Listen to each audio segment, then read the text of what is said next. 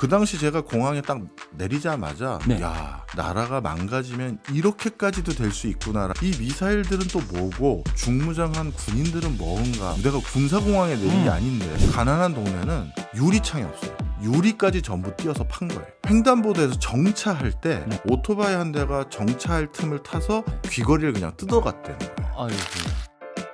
게스트가 묻고 진행자가 답하는 역시나 박정호 시간입니다. 오늘도 저 아나운서 오승훈이 질문하고 박정호 교수가 답하겠습니다. 안녕하세요. 예, 안녕하세요. 네, 베네수엘라 대선 선거 부정선거 이슈가 큰 것 같습니다. 네. 베네수엘라로 떠나기 전에 교수님 언제 갔다 오셨는지 궁금한데요. 거의 전 세계를 다니시니까 베네수엘라 당연히 다녀오셨을 것 같아요. 네, 정확히 2020년에 갔었습니다. 그때는 어떤 모습이었나요? 오늘 부정선거 대상자인 이분이 그때도 대통령이셨어요. 네. 니콜라스 마두로라는 사람인데요. 그 당시 제가 공항에 딱 내리자마자 느꼈던 거는 네. 야, 나라가 망가지면 이렇게까지도 될 수 있구나라는 걸 확실히 느꼈어요. 어떤 모습이었습니까? 일단 공항에서 내렸는데 네. 기관총 같은 중무장을 한 군인들이 공항 곳곳에 있었고요.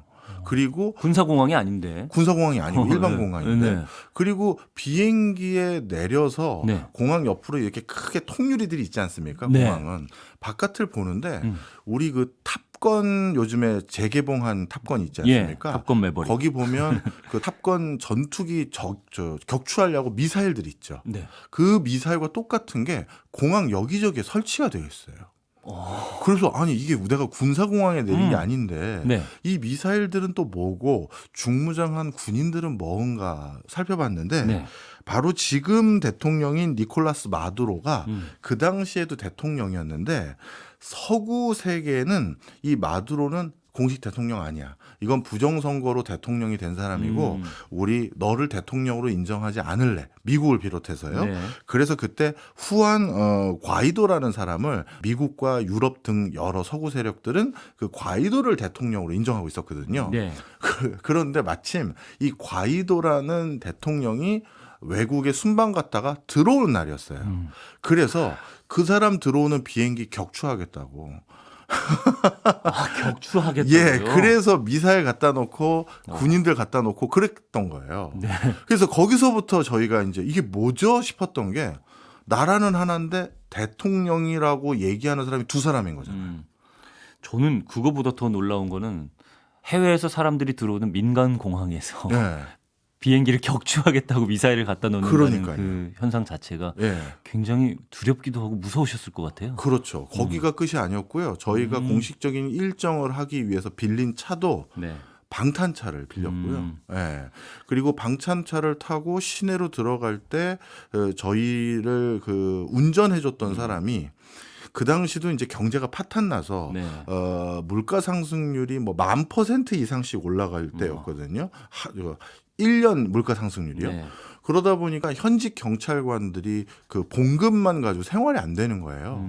그래서 현직 경찰관들이 알바를 하는데 그 대표적인 알바가 베네수엘라 경제 얼마나 망가졌는지 외국의 언론인들이나 이런 사람들이 취재하러 올 거 아니겠습니까? 예. 그 취재하러 온 사람들에게 운전이나 에스코트 같은 걸 해주면서 경호 같은 걸 해주면서 네. 그 돈벌이로 생활비를 조달하고 있는 거예요. 현직 경찰관들이. 그래서 저희 갔을 때도 운전해 주신 분도 현직 경찰관, 그리고 같이 앞뒤로 이제 차들이 에스코트를 해주는 그 차들도 현직 경찰관들이 다 해주셨는데 이 참 나라가 현직 경찰관이 이렇게 근무 시간에 알바를 하고 있으면 안 되는데 이 생각도 있었고 하여튼 그렇고요. 하나 더 말씀드리면 예. 저한테 그러는 거예요. 한국에서 오셨으니까 미리 말씀드리는데 바로 전에 또 한국에서 누가 오셨었다. 한 달 전쯤에. 근데 그분이 담배를 피시던 분이었나 봐요. 예. 그래서 잠깐 담배 좀 피려고 차 창을 조금 내린 다음에 네. 연기 바깥으로 이제 내보내려고요. 횡단보도에서 정차할 때 네. 그 차 사이로 오토바이들은 이렇게 올 수가 있잖아요. 그렇죠. 오토바이 한 대가 정차할 틈을 타서 그 안으로 손을 넣어가지고 마침 그때 그분이 여성분이셨는데 예. 귀걸이를 그냥 뜯어갔다는 거예요. 아이고야. 그래가지고 그 공식적인 일정이 아니라 갑자기 병원 가서 치료받고 그런 적이 있으니 이거 요 정도 창문 살짝 내리면 괜찮겠지 생각하지 말고 그냥 차 끝까지 올리고 호텔 들어갈 때까지는 아무것도 하지 마라. 이런 주의사항을 줄 정도로 정말 치안도 아주 황막했어요. 지금도 그런 상황은 별로 변한 것 같지는 않아요. 똑같습니다. 예, 언론을 통해서 보는 맞습니다. 바로는. 그 말씀드렸던 니콜라스 마두로가 당선됐다는 얘기를 듣고 네. 외신을 좀 살펴봤는데 그때랑 똑같더라고요. 그러니까요. 그때 저희가 만나기로 했던 그 나라 정부의 관료들이 있을 거 아니에요. 정부 관료가 다 2명씩이에요. 왜냐하면 대통령이 둘이니 각자 내가 진짜 대통령이니 네. 내가 기획재정부 장관 각자 임명하고 중앙은행 총재 각자 임명하고 대법원장 각자 임명하는 거예요. 그럼 저희 입장에서는 저희야 뭐 그냥 뭐 일보러 온 사람인데 누굴 만나야 되는 거야. 이게 뭐 진짜 이 자기가 대통령이라고 우기고 있는 니콜라스 마두로를 만나야 되는 건지 미국 대통령이 쟤는 대통령 아니고 진짜 대통령은 후안 과이도야 하는 미국 대통령이 대통령이라고 얘기해주는 그 사람을 만나야 되는지 정말 헷갈리더라고요. 그러니까요. 진짜 그런 상황이었고 지금 봤더니 지금 이 니콜라스 마두로 대통령의 반대 진영에 해당되는 우리로 따지면 이게 헌법재판소에 해당되는 건지 대법원장에 해당되는 건지 모르겠습니다만 이분들이 자기의 행정 기능을 파나마로 가서 거기서 하고 계세요. 그래서 파나마에서 재판을 하고 계신데 파나마에서 쟨 대통령 아니야 하고 벌써 판결은 내렸다고 하더라고요. 하여튼 지금 되게 그 국가가 흉흉한 상태가 아직까지 계속되고 있구나 확신을 네. 느꼈습니다. 알겠습니다. 그런데 베네수엘라라고 하면 아마 우리나라 국민들이 가장 먼저 떠오르는 것이 인플레이션일 것 같아요. 맞습니다. 하이퍼 인플레이션. 네. 정말 끝도 없이 치솟는 물가. 네. 이런 걸로 기억을 하실 텐데 그런 상황에서 화폐는 뭐 실질적으로 이런 얘기 하잖아요. 그러니까 화폐로 불 뗀다. 네. 실제로 그런 모습을 보셨어요? 혹시 그럼요. 가서? 볼리바르가 그 나라 화폐의 단위인데요. 네. 이 볼리바르 중에서 제일 낮은 단위의 지폐권들이 있을 거 아니겠습니까? 네. 우리나라로 따지면 뭐 1,000원권 정도 되는 거겠죠. 그런 지폐들 같은 경우는 그냥 길거리에 돌아다녀요. 땅에. 그건 화폐가 아닌 거죠, 이제. 그러다 보니까 줘도 그냥 안 받고 이런 상황이에요. 그런 걸 막 모으면 어쨌든 커질 거 아니에요, 금액이. 근데 그걸 모으려면 어마어마한 창고가 있어야 되거든요. 이게 어느 정도냐면요. 네. 전혀 이해가 안 가실 텐데 제가 주유소에서 네. 주유를 하려고 했어요. 네. 그런데 이 베네수엘라가 이렇게 된 원인 중에 하나가 모든 것들에 대해서 공공복지 차원에서 공짜로 국가가 선정을 베푸는 형태로 줬는데 그중에 하나가 석유예요. 워낙 석유가 많이 나는 나라다 보니 예. 석유를 그냥 공짜다 싶을 정도로 국가에서 그 거의 공급을 해줬거든요. 네. 그런데 아주 기초적인 돈을 내고 주유를 하려고 했는데 네. 제가 그 일부러 이미 인플레이션 생겼으니까 고액권이 있어야 그래도 주유를 좀 할 거 아니겠습니까? 그거 없고 잔돈 같은 이 화폐만 있다고 얘기를 했더니 그럼 됐다고 하면서 기름을 공짜로 만땅을 넣어줬어요. 네. 네. 네. 그냥 공짜로 만땅을 넣어주고 네. 그리고 오히려 그러면 이 만땅에 대해서 내가 뭐라도 좀 드리고 싶다 했더니 제 차 안을 이렇게 들여다보더니 그 칫솔 산 거 그거 하나 주면 좋겠다고 해서 주유를 가득했는데 칫솔로 대가를 받아가셨어요. 그 나라 화폐보다 차라리 저 칫솔 하나 주는 게 낫다라는 거죠. 그렇군요. 여기서 그러면 오해하시면 안 되는 게요. 네. 그러면 한 나라가 하이퍼 인플레이션을 경험하게 되면 모든 사람들이 이렇게 물가 인상으로 다 허덕이게 되는 거냐 이렇게 생각하시는 분들이 있는데 이거는 좀 사실과 좀 다릅니다. 오히려 경제권이 그 국가 안에서 둘로 확 나눠져요. 네. 어떻게 나눠지냐면 예. 흔히 말해서 그 나라에 돈 좀 있는 사람들은 네. 이 자국 화폐 가치가 폭락한 것에서 하등 영향을 안 받아요. 일단 부자 동네는 자국 화폐를 기반으로 생활을 유지하는 게 아니라 전부 달러로 바뀌어요. 부자 동네도 대형마트나 우리로 따지면 편의점 같은 거 있을 거 아니겠습니까? 거래 자체를 달러로 한다는 그렇죠. 얘기죠. 예. 그 부자 동네 편의점을 가면요. 네. 그 편의점에는 식료품들이 전부 제일 가까운 곳이 미국의 플로리다인데 네. 플로리다에서 매일 비행기로 실어 나른 신선한 채소, 신선한 뭐 식자재 이런 것과 그리고 미국 대형마트인 뭐 코스트코 같은 브랜드 붙어 있는 그런 식료품들이 거기 다 가득 차 있고요. 예. 그거를 결제하는 돈은 달러만 받아요. 그러면 부유층들은 평소에 그 자국 화폐를 쓰지 않고 달러를 이용해서 물건을 거래하는 그런 습관을 가지고 있을까요? 워낙 이렇게 하이퍼 인플레이션이 빈번히 일어나고 또 일어나고 또 일어나니까 이제 습관적으로 달러는 늘 한쪽에 쌓아놓는 거예요. 조만간 또 언젠가 또 물가 폭등해. 그럼 그때는 달러 구하려면 정말 더 어려워지니 달러는 은행에 맡기지 않고 따로 쟁여놓자 이렇게 되는 거예요. 중산층 이하 동네에서는 달러 구경하기가 하늘의 별 따기거든요. 그래서 거기에서는 진짜 빵 하나 살려면 뭐 통닭 하나 살려면 진짜 배낭에 자국 화폐 잔뜩 짊어지고 가서 휴지 2개랑 감자 2개 사왔다. 이런 수준으로 자국 화폐 기반으로 경제가 도는 거죠. 그러다 보니 신선한 식료품 자체도 없고 예. 신선한 식자재도 없고 유통기한 지난 것들이나 이런 것들이 있는 그런 마트들도 많고요. 이렇게 확 갈려버리는 거예요. 알겠습니다. 두 가지 생각이 떠오르는데요. 네. 첫 번째는 중산층이 어쨌든 자국 화폐를 이용해서 물건을 사고 팔고 한다고 했는데 그러면 인플레이션이 극심한 시기에는 중산층은 자국 화폐를 많이 쓸 수밖에 없으니까 빈민층으로 전락할 수밖에 없는. 맞습니다. 그러면 양극화가 굉장히 심해질 수밖에 그렇죠. 없는 상황이에요. 여기에서 의문이 드는 거는 부유층은 그러면 어떤 식으로 해서 그 부를 유지하고 있는 것일까? 뭐 예를 들어서 우리나라 같은 경우에는 자본을 현금으로 가지고 있는 게 아니라 부동산 같은 것들을 가지고 있으니까 그 부동산 값은 당연히 오를 거고요. 네. 그렇다면 베네수엘라의 부유층에 해당되는 사람들은 도대체 뭘로 돈을 버는 거냐? 예. 이게 중요할 텐데요. 예. 대부분 이권을 가지고 있는 사람들이에요. 이권. 예. 이 아까 말씀드렸던 지금 부정선거 논란이 있는 니콜라스 마두로라는 사람은 네. 그 전 대통령이었던 우고 차베스 시절에 부통령을 역임했던 사람이에요. 그런데 이 우고 차베스는 어떻게 보면 이 우고 차베스도 베네수엘라 국민들 중에서는 상당수는 비난하지 않아요. 그것도 또 특이한데 이 설명을 좀 드리면 네. 우고 차베스가 대통령이 될 수 있었던 가장 큰 정치적 기반은 극심한 양극화로 인한 빈민층이나 아니면 중서민층 이 사람들이 정치적 기반이었어요. 이 베네수엘라는 항상 어떻게 보면 백인에 가까운 일부 계층들은 대대손손 잘 살고 원주민에 가까운 불특정 다수의 대부분의 사람들은 항상 못 사는 이 빈곤의 악순환이 계속돼 왔거든요. 네. 몇 세기 동안.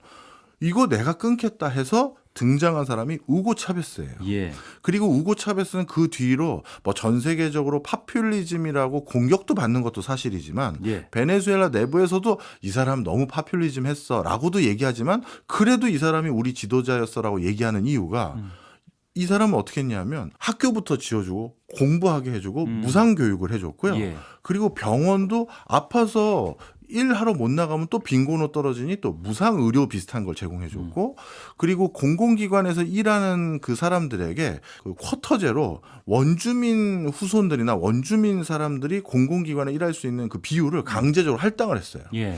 그런데 이걸 하는 것까지는 취지는 좋은데 그러다 보니 무슨 문제가 생겼냐면 본인은 그 유럽계 일부 백인들이 가지고 있는 이권을 뺏어다가 네. 공공 부분으로 바꿔놨는데 그 공공 부분에서 일하는 사람들이 대부분 원주민인 걸로 또 쿼터를 줬다고 말씀드렸잖아요. 네. 그러다 보니 그 복잡다기하거나 아니면 비즈니스를 잘 모르는 아직까지 업무 역량이 높아지지 않은 원주민들이 공공의 영역에서 국가 사업들을 다 관장하다 보니까 예. 경쟁력이 계속 취약해진 거예요. 그래서 그렇게 자원 많고 그렇게 먹을 거 많아서 한때 세계 10위권의 경제 대국이었던 나라가 오. 계속해서 추락을 하기 시작한 거죠. 그렇지만 어떻게 보면 우고 차베스는 인디오들의 역량이 언젠가는 올라오겠지 기다렸는지도 모르겠고 계속 이들에게 이런 선정을 베풀면 내 정권은 유지할 수 있겠지 이런 생각이었는지 그건 누구도 모르잖아요. 네. 하여튼 간에 인디오들은 몇 세기 동안 우리에게 이런 기회를 준 적도 없었던 시절과 달리 우고 차베스가 이걸 줬기 때문에 그 사람을 되게 높게 평가했었고 그 우고 차베스 시절에 부통령을 역임했던 니콜라스 마두로 네. 이 사람도 나는 우고 차베스의 그 업적을 계속 계승하는 내가 적자다 이런 식으로 등장하니까 이 사람에게 이렇게 정치적 후광이 생겨서 여기까지 온 것도 있는 거예요. 예. 자, 그런 상황에서 이 양극화의 해법을 이 두 사람은 공적 자금으로 계속 추진했던 거고 그게 너무 방만해지다 보니까 지금 상황이 이런 거죠. 그러니까 베네수엘라의 경제적 몰락을 평가하는 게 두 가지로 나뉘더라고요. 첫 번째는 포퓰리즘 전략 때문이다. 네. 포퓰리즘 때문에 더 경제적 몰락이 악순환이 반복되고 있다라고 얘기하는 사람들이 있는 반면에 무슨 소리냐? 부정부패 때문이다. 부유층들이 다 자기들만 생각하고 세금도 안 내고 뭐 이러려고 하는 그 부정부패의 원인이 훨씬 크다. 이렇게 얘기하는데 두 개가 맞물려 있는 걸까요? 아, 그래서 포퓰리즘이 이렇게 강해졌는데 네. 그때 그 포퓰리즘이라는 건 모든 걸 정부에서 관장하면서 그걸 나눠줬을 거 아니겠습니까? 예. 근데 정부에서 관장하는 그 권한, 그 권한을 바로 부정부패와 관련된 형태처럼 이권을 돈 받고 나눠준다든가 특정 외국 기업에게 보내주면서 뭐 해외 그 계좌에 자기 돈을 예치하도록 한다든가 예. 이런 일들이 비일비재하게 전개됐던 거예요. 그러다 보니까 자연스럽게 그런 이권과 관련되어 있는 사람들은 부유층으로 계속 살고 그렇지 않은 사람들은 오히려 더 그 빈곤의 악순환으로 귀결되는 상황이 된 거라서 어찌 보면 방금 우리 오승훈 아나운서가 말씀해 주셨던 두 가지 요인이 다 맞는 거죠. 아, 알겠습니다. 두 번째로 떠올랐던 생각은 이렇게 경제 상황이 어려우면서 양극화가 심화되면 부유층이 사는 지역과 빈민층이 사는 지역이 완벽하게 나누어지는 현상이 나타나고 있나요? 완벽하게 나눠진 정도가 아니라요. 부유층 지역은 다시 자신들이 사설 경비들을 동네 어떻게 보면 친목계에서 돈을 십실반 모아서 다시 고용합니다. 아, 그래서 부자 동네로 가려면요. 경찰이 아니라 부자 동네의 사설 경비원들이 네. 바리케이트를 치고 막고 있거든요. 그래서 딱 보면 알잖아요. 이 동네 주민인지. 그렇죠. 그 사람들은 들여보내 주는데 동네 주민이 아닌 저희 같은 사람이 들어갈 때는 어떻게 왔냐? 여기 뭐 누구 집에 왔냐? 이거 다 확인하고 무전기나 이런 걸로 그쪽에 다시 연락을 해요. 그래서 진짜 이런 손님 오는 거 맞습니까? 확인받고 집어넣어 주죠. 그래서 완벽하게 이제 구분이 되어 있고요. 예. 그러면 여기가 부자 동네인지 아닌지 어떻게 확인하느냐? 되게 단순해요. 가난한 동네는 유리창이 없어요. 유리까지 전부 띄어서 판 거예요. 아, 그 창문에 그 쇠창살이라고 합니까? 예, 예. 그런 것도 없어요. 왜? 고처럼 다 팔 수 있는 거거든요. 그러다 보니까 가난한 동네는 창문 흔적만 있지 예. 실제 유리라든가 쇠창살 같은 그런 것들은 없는 지역들이 다 가난한 동네죠. 그냥 겉으로 볼 때 딱 보면은 알 수 있을 정도로 그렇죠. 구분이 돼 있다라는 말씀이시군요. 네. 알겠습니다. 최근 연임에 성공한 그 대통령 마두로 네. 어떤 인물인지부터 좀 짚어볼까요? 네, 이 마두로의 원래 직업은 버스 기사였습니다. 버스 기사요. 예, 버스 운전하는 분인데요. 예. 근데 이제 버스 운전하는 게 그 베네수엘라에서는 굉장히 중요한 역할인 게 여기는 지하철이라든가 아니면 기차라는 그 대중교통 수단이 없어요.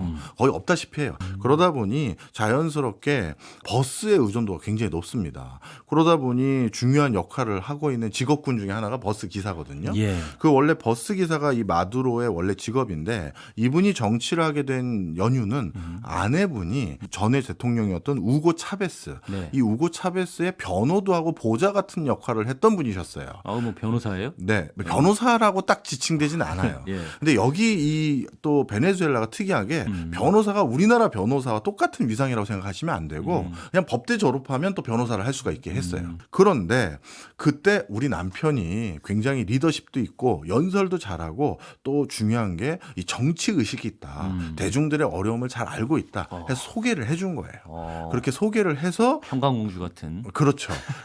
그래서 우고 차베스의 눈에 든 거죠. 네. 그러다 보니까 여러 그 기회를 줍니다. 외교장관인가도 한번 했고요. 오. 여러 보직을 하다가 갑자기 우고 차베스가 이제 유고 씨가 생겨요. 이분이 암에 걸렸거든요. 네. 그래서 마지막 우고 차베스가 선거운동 할 때 암에 걸렸음에도 불구하고 여기저기 돌아다니면서 열심히 선거운동 하다가 결국 최종 사망에 이르게 되는데 네. 그때 부통령이 바로 마두로였거든요. 네. 바로 그래서 대통령 직무대행을 한 거예요. 근데 이때부터 본인이 굉장히 정치적 야심이 있었다라고 생각이 드는 게 우고 차베스가 내 시신은 그냥 저 시골에 조용한 데 묻어달라. 내가 이 베네수엘라에서 뭐 진짜 뭐 몇십 년 권세를 누렸는 사람인데 그냥 난 조용히 시골에 묻어달라 했는데 이 마두로가 그렇게 할 수는 없다고 생각한 거예요. 그래서 이 전직 대통령인 우고 차베스 시신을 미라로 만들어서 영구적으로 보존하면서 네. 많은 사람들이 보고 갈 수 있게끔 이렇게 뭐랄까 추진을 했는데 이거 미라로 만드는 것도 실패했어요. 그만큼 지금 베네수엘라에 문 기술이 있고 그렇지가 않아요. 제조 역량이 있거나 그렇지가 않아요. 아, 기술 때문에 실패를 한 거예요? 내부에서 이걸 제대로 하고 뭐 할 수가 없는 상황이거든요. 어쨌든 마두로라는 사람은 우고 차베스의 어쩌면 국민들, 원주민에게 인기 있는 그런 인기를 네. 이용하려고 했던 거네요. 정치적으로. 맞습니다. 예. 예. 그래서 하여튼 마두로는 그런 기반을 가지고 이제 본인이 계속 재임하려고 했는데 그 과정에서 지난번에도 부정선거를 했다라고 미국을 중심으로 한 국가는 또 주장을 해요. 예. 그래서 너는 대통령이 아니고 그리고 네가 공식적으로 대통령 승계를 할 수가 없고 법적 서열상 그 당시 우리로 따지면 국회의장에 해당되는 후안 과이도가 대통령이어야 돼. 그래서 후안 과이도라는 사람을 트럼프를 비롯해서 많은 서구 국가의 국가 수반이 저 사람이 대통령이다 해준 거예요. 그래서 내전이 있다 뭐 이런 기사들이 굉장히 많이 나왔었죠. 맞습니다. 네. 그런데 결국 이 후안 과이도가 정권을 제대로 잡지 못했던 가장 큰 이유는 본인을 도와주겠다라는 군부 세력 일부가 분명 도와주기로 해서 쿠데타 아닌 쿠데타를 했는데 예. 그런데 그게 일단 실패했던 게 있고요. 더 결정적인 것은 러시아 우크라이나 전쟁이에요. 러시아 우크라이나 전쟁 때문에 니콜라스 마두로는 가짜, 후안 과이도가 진짜라고 말했던 미국의 정책 기조가 180도 바뀌었어요. 러시아가 전 세계에서 석유 수출 가장 많이 하는 국가 중에 하나인데 네. 러시아를 경제 제재 해버리니까 갑자기 또 다른 곳에서 석유를 조달해야 되지 않겠습니까? 그런데 전 세계에서 석유 많은 곳 중에 하나가 베네수엘라인데 그동안 트럼프는 베네수엘라 금융 제재를 통해서 베네수엘라 석유가 해외로 수출되거나 미국에 들어오는 걸 막아놨거든요. 그런데 지금 석유가 다시 필요하니 다시 어떻게 했다? 베네수엘라 경제 제재를 풀어준 거예요.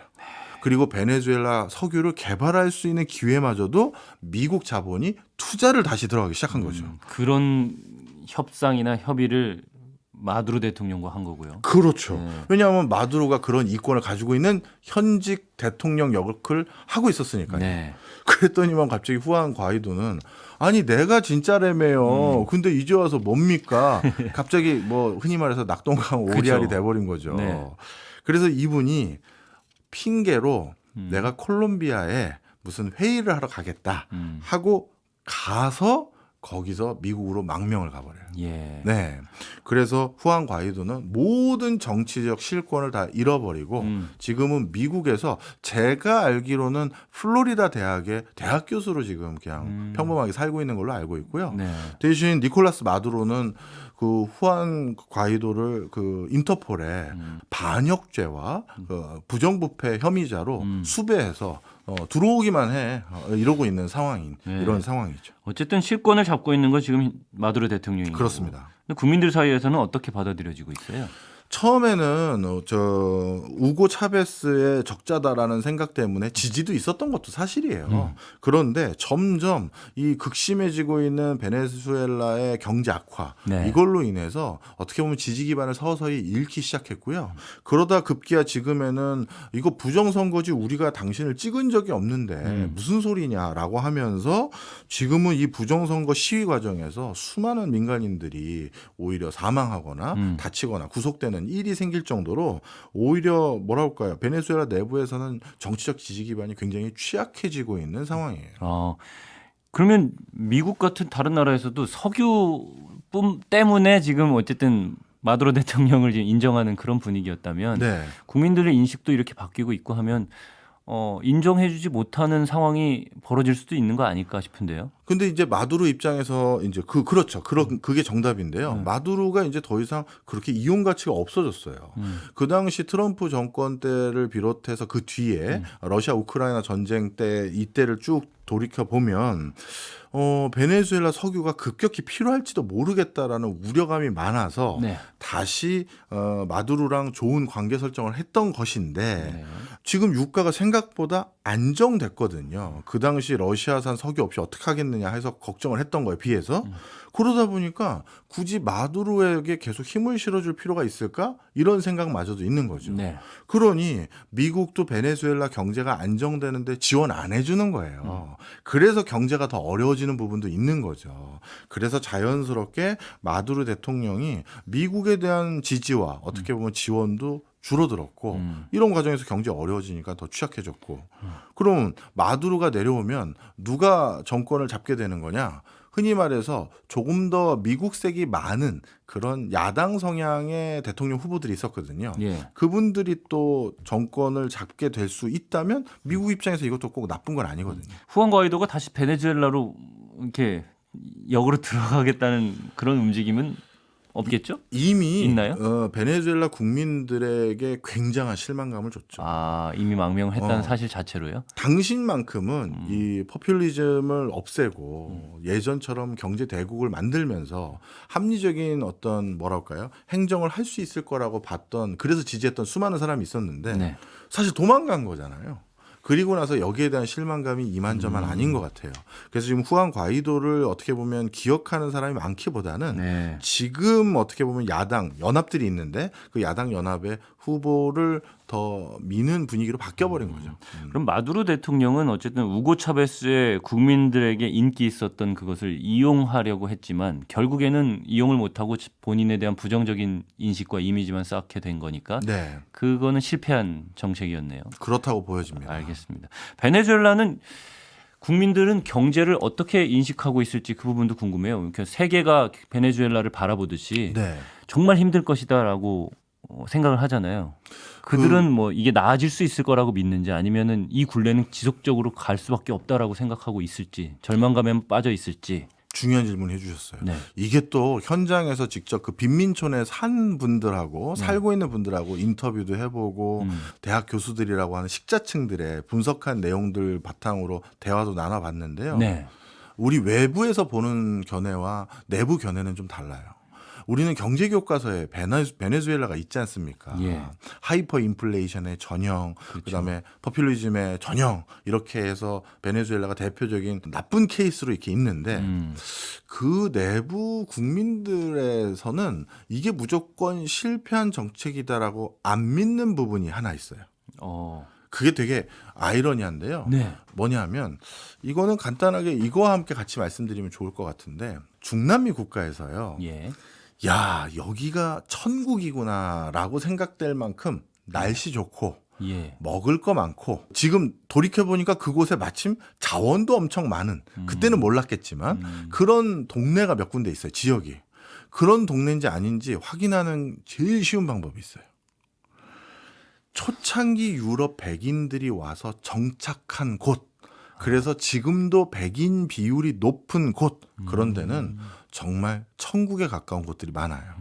환경이 살기가 나쁘지 않고 좋은 환경을 그렇죠. 택했을 가능성이 있군요. 그렇죠. 네. 그러니까 거기에 모여 살았을 거 네. 아니겠습니까? 네네. 그런데 초창기 백인들이 가장 선호했던 곳, 그래서 대대손손 아직까지 많이 살고 있던 동네 중에 하나가 저 밑으로는 아르헨티나.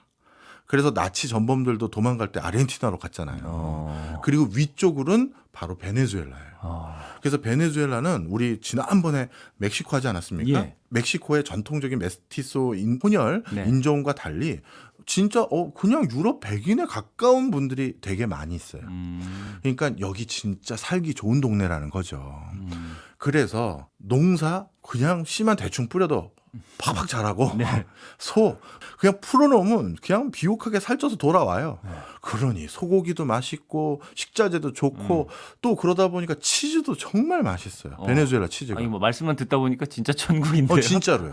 그러다가 갑자기 뭐 휴대폰도 필요하고 TV 필요하게 되니까 그런 건 어디서 사오지? 이제 사와야 될 돈이 필요한데 그런데 마침 이런 곳에 석유도 너무 많이 매장이 되어 있는 거예요. 그리고 석유 매장량이 정말 세계적인 탑 수준이고 그러니 어떻게 됐다? 국민 모두가 이 생각을 하는 거예요. 우리 아직 안 판 석유 너무 많고 그리고 우리가 필요한 거는 석유 갖다 팔고 조달하면 되고 그리고 나머지 먹을 거나 이런 거는 이렇게 자연 환경이 좋으니 그런데 우리가 왜 가난해야 되느냐 그거를 용납을 못 하는 거예요. 그래서 어떤 정치적 리더십이 요 뭔가 지금 꼬여 있는 이 굴레만 잘 풀면 내가 우리 전체 국민들이 예전처럼 잘 살 수 있다라고 믿는 구석이 굉장히 많아요. 아, 그렇군요. 그러니까 쉽게 말씀드리면 너무 가진 게 많은 나라예요. 그래서 포퓰리즘이라는 게 국민들에게 납득도 된 거죠. 그리고 그 많던 자원들을 이 우고 차베스 대통령 이전에는 일부 유러피언 베네수엘라인들, 예. 백인들이 석유 회사 몇 개 만들고 그래서 그걸 바탕으로 외국 자본 끌어들여다가 그냥 우리는 시추해서 몇 푼 안 남기고 다 외국 기업들 좋은 일만 시키면서 본인들만 배불러졌다. 그런데 그거를 어떻게든 우리랑 다 나누려고 했던 게 우고 차베스 아니냐. 네. 그러다 보니 생각보다 이렇게 실패한 정책이었음에도 불구하고 내부에서는 전면 여기에 대해서 부정적인 인식이 꼭 있는 거는 아니에요. 혹시 이 국민들이 미래를 준비하기 위해서 교육에 힘쓴다거나 뭐 이런 것들은 그런 움직임은 없나요? 이것도 참 안타까운 건데요. 네. 베네수엘라 그 카르카스 공항에 내려서 시내로 들어가는 장면 제가 잠깐 말씀드렸잖아요. 네. 그 장면 중에 제가 또 굉장히 기억 남는 게 있어요. 그 공항에서 시내로 들어가는 그 고속화 국도를 타고 가다 보면 네. 근처에 5개 광고판들이 막 있을 거 아니겠습니까? 우리나라도 인천공항 가다 보면 있잖아요. 근데 그 5개 광고판이 네. 한 8, 90%는 전부 하나 광고밖에 없어요. 플라스틱 서저리라고 써 있어요. 성형. 성형외과. 네. 그런데 어디 플라스틱 서저리냐 하면 플로리다예요. 미국에 와서 네. 성형 받고 가라는 거예요. 어떻게든 돈을 모아서 거기 가서 성형을 하려고 하는 게 베네수엘라의 많은 여성들의 꿈이에요. 왜냐? 내가 열심히 일해서 공부 많이 해서 회사 잘 다녀서 승진하고 그래서 월급 늘리고 이렇게 계층의 징검다리 사다리가 이 정상적인 근로 환경에선 이제 없을 거 아니겠습니까? 네. 그리고 그렇게 월급 받은 걸로는 도저히 생활도 안 되고요. 그러니 베네수엘라에서 신분 상승의 여성의 경로는 딱 하나예요. 미. 네. 그래서 우리 전 세계 무슨 미인 대회 보면 그런 얘기 들은 적이 있어요. 베네수엘라에서 예. 굉장히 입상을 많이 한다고 예. 하잖아요. 그게 그분들이 뭐 원래 미인인 분도 계시겠지만 제가 그 현장에서 봤을 때는 전부 다 성형 그 붐도 있고요. 하여튼 그렇게 해서 수술해서 그걸로 자신이 뭔가 신분 상승에 네. 뭐 연예인이 된다든지 뭐 이런 걸 경로를 많이 추진하고요. 남성분들 같은 경우는 베네수엘라에서 대부분 떠났죠. 아내랑 아이를 먹여 살리다 보니 베네수엘라 있을 수가 없잖아요. 예. 그러니까 미국으로 가버린다든지 근처 다른 나라로 가버리는 거예요. 기록이 악화가 네. 되는 거군요. 그래서 제가 만났던 분들 중에서 한 4분 중에 한두 분은 남편한테 연락이 끊겨가지고 미국 갔다고 갔는데 네네. 그 다음부터 연락이 없다. 지금 2년째다. 이런 사람이 너무 많아요. 그러다 보니까 그 여성들이 또 굉장히 사회적 취약계층으로 또 전락하겠죠. 네. 그래서 이런 상황에서 본인들이 공부에 대해서도 이렇게 적극적이지 않았고 다른 기회도 없다 보니까 국가가 그 많은 자원과 그 많은 걸 가지고 있는 나라니 어떻게든 또 해결해 주지 않겠느냐라는 거였고 베네수엘라의 이런 상황과 어떤 미래에 대한 좀 막막함 이런 것들이 우리나라한테도 어떤 시사점을 주는 게 있을까요, 혹시? 뭐라 그럴까요? 부분이 행운이 된 건가 싶을 정도로 우리나라 사람들이 이렇게 억척같이 열심히 일하고 어떻게든 공부하려고 하고 그래서 오히려 지금 사교육이나 이런 게 우려되는 수준까지 온 이게 네. 우리가 아무것도 없기 때문에 이렇게 된 것도 있잖아요. 그렇죠. 외국어 배워서 수출도 좀 해보자 아니면 더 좋은 직업도 가져보자 이렇게 된 게요. 예. 이게 자원이 많은 국가들 중에선 엄청나게 잘 살지 못한 게 단순히 그 자원을 서구 열강들이 그 개발권 가져가고 이익의 상당 부분을 가져가서만 그런 게 아니라 네. 너무 그 자원을 믿고 있는 면들도 많더라는 걸 제가 확실히 봤고요. 우리가 세계 이렇게 뭐 몇 번째 드는 안에 드는 경제 대국이 된 것은 우리들이 그동안 감내한 성장통 덕분이 아닌가 이런 생각도 드네요. 알겠습니다. 오늘 베네수엘라 여행은 여기서 마치도록 하겠습니다. 지금까지 저는 오승훈이었고요. 다음 주에 다시 찾아오겠습니다.